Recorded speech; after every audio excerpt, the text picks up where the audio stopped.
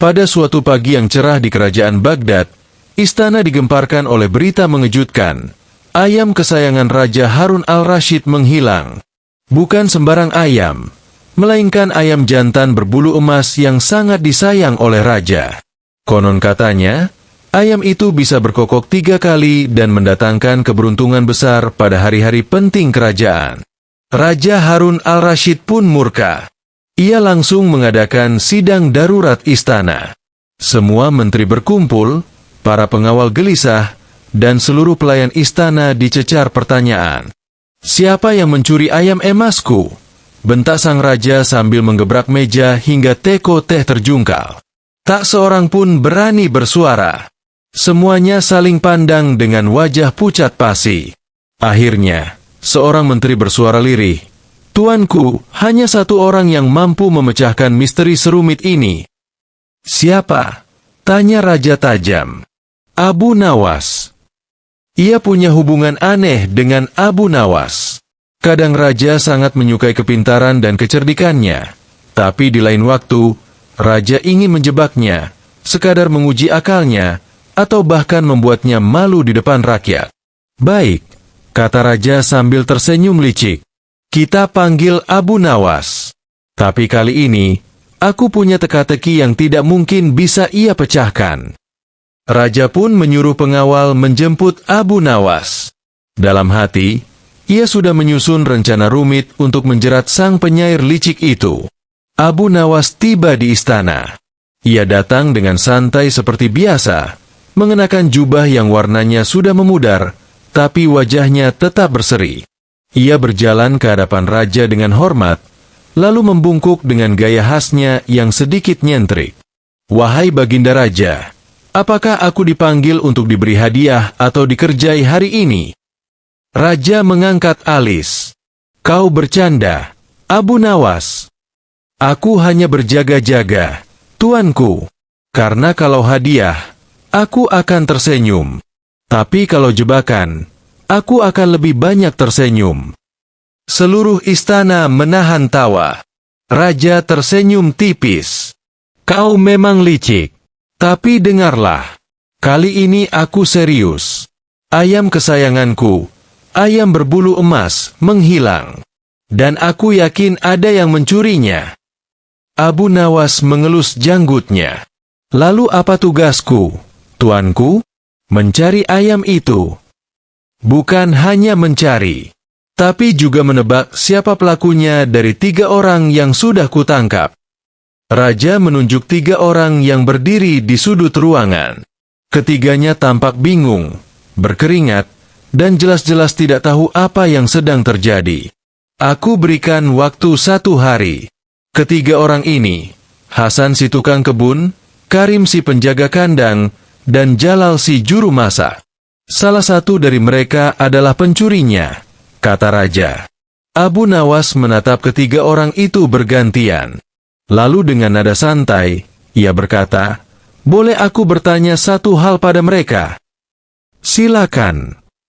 Abu Nawas berjalan ke Hasan, lalu bertanya, "Kau pernah melihat ayam emas raja?" Hasan menjawab, "Pernah, saat memberi air ke taman istana. Tapi tak pernah menyentuhnya." Lalu ke Karim, "Kau?" Karim menjawab, "Aku yang bertugas membersihkan kandangnya. Tapi ayam itu sangat agresif. Aku bahkan takut mendekat." Kemudian ke Jalal, "Dan kau?"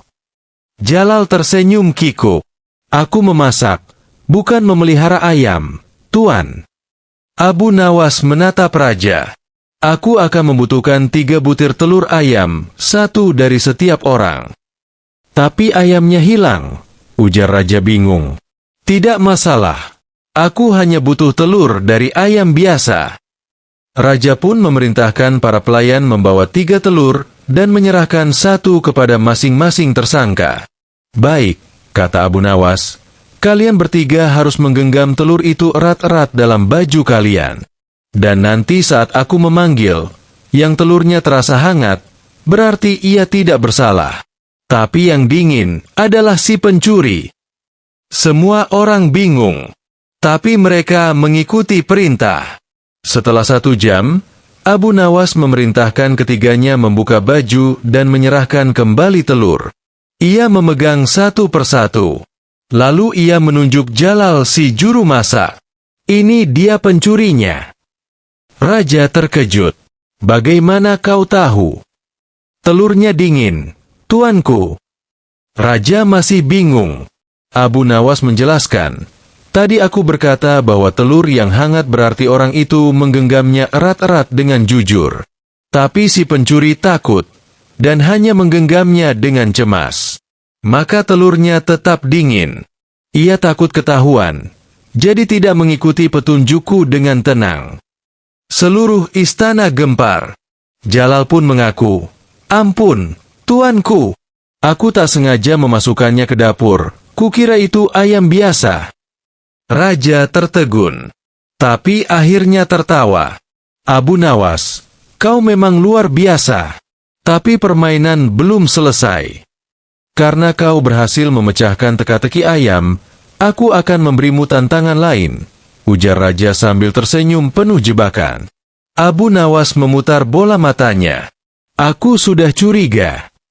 Raja lalu menyuruh pengawal membawa 3 peti kayu. 1 peti berisi emas, 1 peti kosong, dan 1 peti berisi batu. Di tiap peti tertulis label, emas, kosong, dan batu. Tapi semuanya salah label. Tugasmu, hanya dengan membuka 1 peti sekali saja, tentukan mana peti yang berisi emas. Abu Nawas tertawa kecil. Ah, teka-teki klasik. Dengan sentuhan baginda. Ia langsung membuka peti bertuliskan, kosong. Di dalamnya ternyata ada batu. Maka jelas, kata Abu Nawas, peti ini sebenarnya batu. Karena semua label salah, maka peti bertuliskan, emas, tidak mungkin berisi emas. Dan karena batu sudah ketemu, maka isinya pasti kosong. Maka peti bertuliskan, batu, pasti berisi emas. Dan benar saja, saat dibuka, peti itu penuh dengan emas murni. Raja geleng-geleng kepala. Kau ini betul-betul. Setelah semua teka-teki selesai, dan Jalal dihukum menyapu dapur selama 3 bulan, ayam raja akhirnya ditemukan, sedang bertengger di atap perpustakaan istana, mematuk buku-buku tua tentang strategi militer. Abu Nawas hanya bisa tertawa terbahak-bahak. Tuanku, rupanya ayam ini sedang mencari taktik baru untuk kabur dari dapur. Raja pun ikut tertawa. Ia akhirnya menghadiahkan Abu Nawas 1 ekor ayam biasa, yang katanya akan berkokok tiap pagi sambil menyanyikan syair-syair kocak. Dan sejak saat itu, setiap pagi Baghdad disambut oleh suara ayam dan tawa Abu Nawas yang menggema dari sudut ganggang kota. Beberapa minggu setelah kejadian hilangnya ayam emas, istana kembali heboh. Namun kali ini bukan karena ayam hilang, melainkan karena ayam itu mulai berkelahi. Ayam raja mulai menyerang pengawal, mengejar pelayan, dan bahkan menendang kepala koki istana hingga pingsan saat sedang menggoreng kerupuk. Tuanku, teriak kepala penjaga. Ayam Anda bukan lagi ayam biasa. Ia seperti pendekar. Raja Harun al-Rashid bingung. Ia mendatangi kandang dan melihat ayam emas itu berdiri di atas 1 kaki, mata menyipit, dan paruhnya mengeluarkan suara, "Hiya-ah!" Raja berteriak, "Abu Nawas!" Abu Nawas datang sambil membawa buku-buku tua. Ia melihat ayam itu melakukan gerakan aneh seperti silat dan wushu. Abu Nawas mengangguk serius. Tuanku, ini serius. Ayam Anda kemungkinan besar sudah membaca buku-buku strategi perang dan manual kungfu dari perpustakaan istana. Apa maksudmu? Tanya Raja setengah percaya. Ini akibat ayam Anda bertengger di perpustakaan minggu lalu. Ia mungkin membaca kitab silat pukulan angin surga dan sepertinya ia mengembangkan aliran baru, kungfu ayam berkokok subuh. Raja melongo. Kau bercanda, bukan? Tidak, tuanku. Ini sangat bahaya. Jika ayam ini mengajari ayam lain, kita bisa menghadapi pemberontakan unggas. Raja jatuh terduduk. Kita harus menghentikannya. Raja membuat keputusan gila, mengadakan turnamen ayam duel, dengan syarat siapa yang bisa mengalahkan ayam emas raja akan diberi 10 keping emas dan gelar penjinak ayam istana. Rakyat dari seluruh Baghdad berbondong-bondong mendaftar. Ada yang membawa ayam silat, ayam petarung, bahkan ayam bertopeng. Tapi satu persatu mereka kalah telak, ditendang, dicakar, bahkan dilempar keluar arena oleh ayam raja yang semakin hari semakin mirip Bruce Lee. Akhirnya, Abu Nawas mengajukan diri. Tapi bukannya membawa ayam, ia datang membawa bebek. Semua tertawa.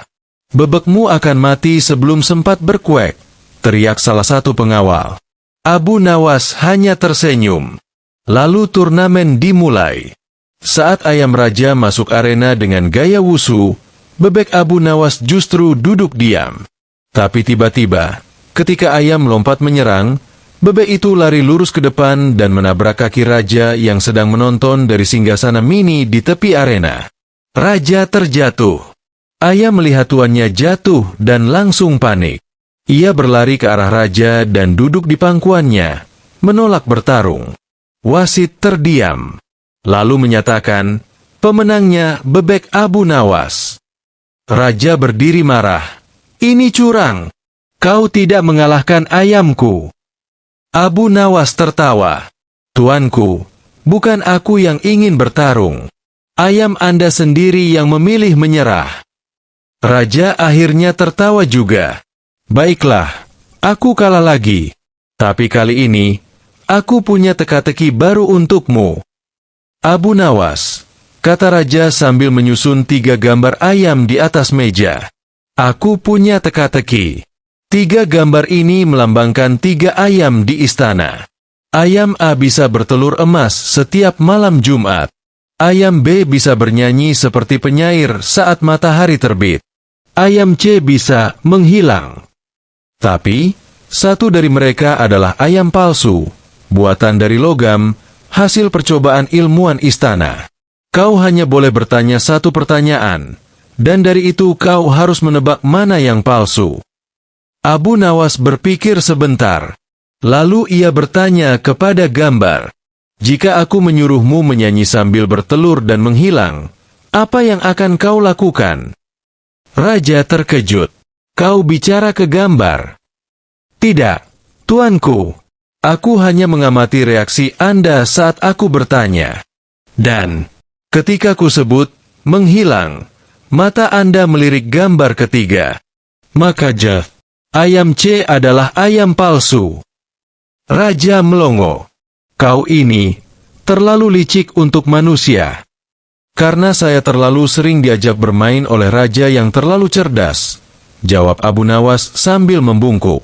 Suatu malam, saat Abu Nawas duduk di teras rumahnya bersama bebek pendekar dan ayam sisa dari hadiah istana, ia bertanya pada dirinya sendiri, bagaimana mungkin hidupku berubah dari penyair menjadi penasihat unggas istana? Ayam pun berkokok. Bebek berkata, kuek. Dan Abu Nawas tersenyum lebar. Selama mereka tidak minta aku mengajar bebek main gendang, aku masih bisa bertahan di Baghdad. Suatu pagi, ketika Raja Harun al-Rashid duduk santai di singgasana sambil menyesap teh mint, ia tiba-tiba berteriak, apa ini?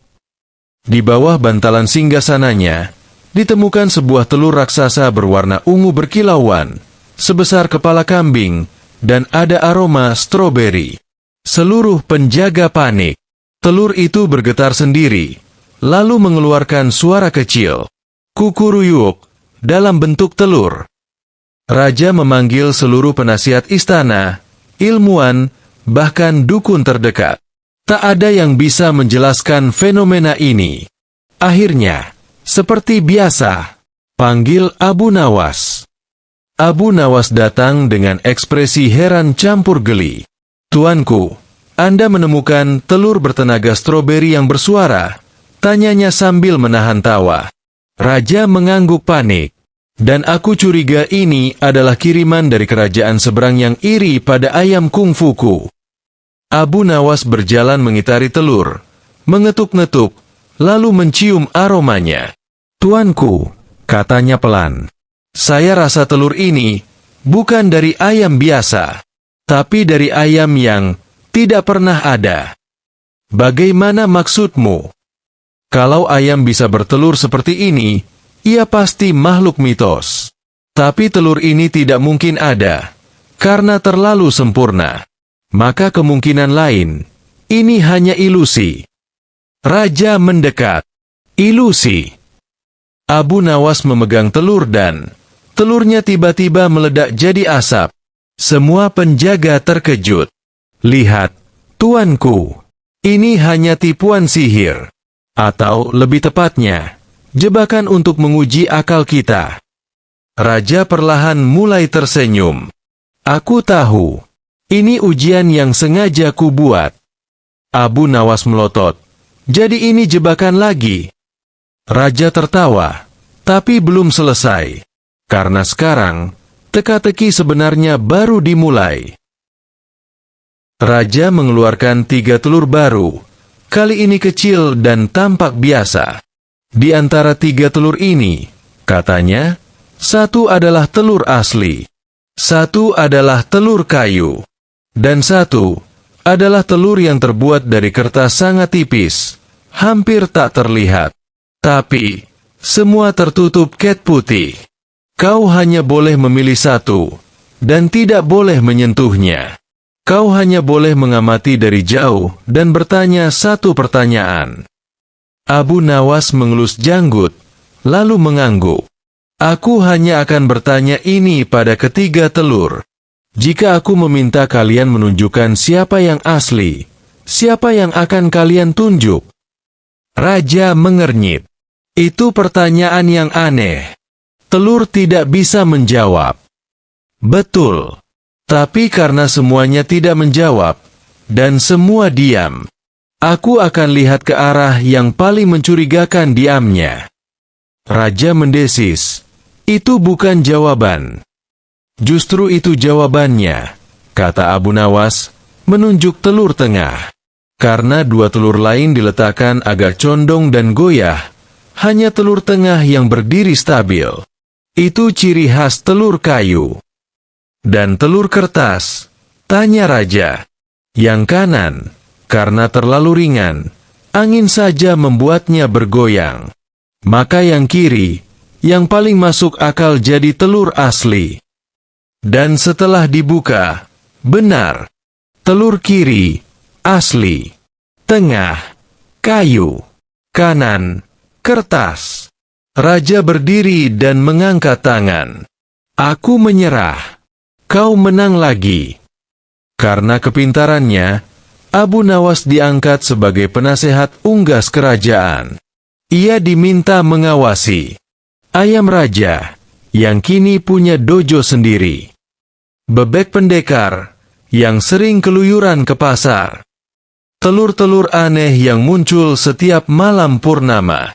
Namun pada suatu malam, terdengar kabar bahwa ayam raja menghilang lagi. Raja langsung panik, tapi Abu Nawas menenangkan. "Tenang, tuanku. Kalau ayam itu lenyap lagi, bisa jadi ia sedang ikut turnamen kungfu ayam antar kerajaan." "Serius?" tanya Raja. Abu Nawas mengedip. "Atau mungkin dia sedang menulis autobiografi, dari ayam biasa menjadi pendekar istana."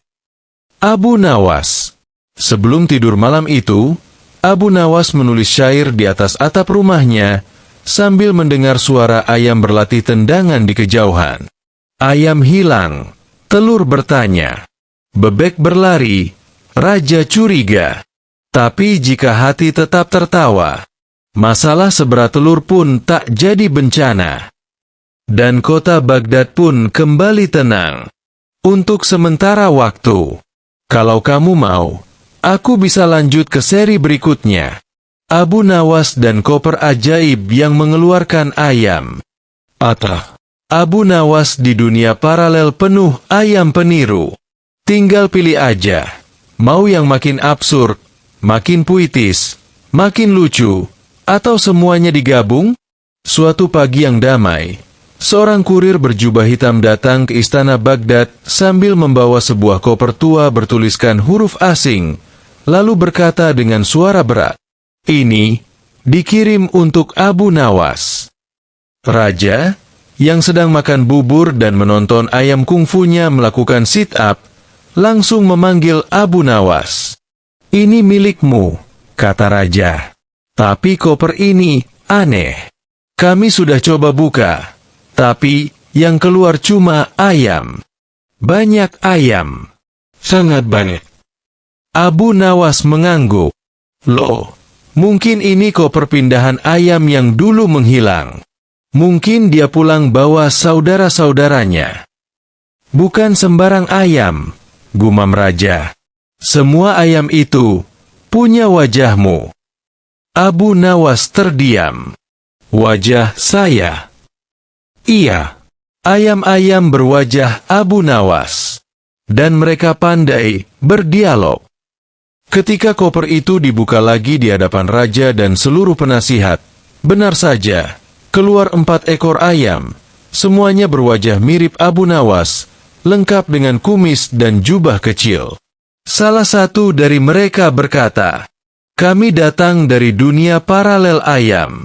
Abu Nawas di sana telah menjadi raja ayam, dan kami diutus ke sini untuk menguji Raja Harun al-Rashid." Raja langsung panik. "Aku yang harusnya uji kalian. Aku yang raja di sini."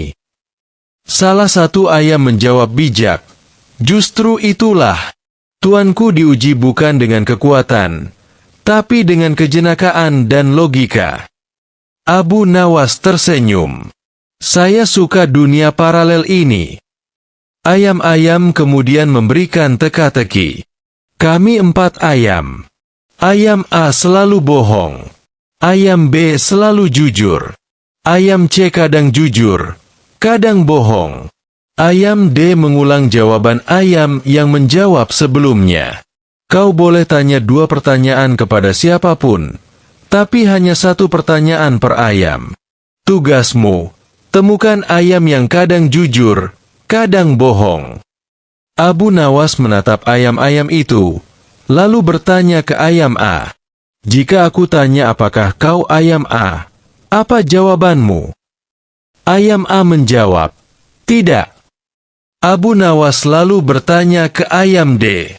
Apakah ayam A menjawab, "Tidak, karena ia berbohong."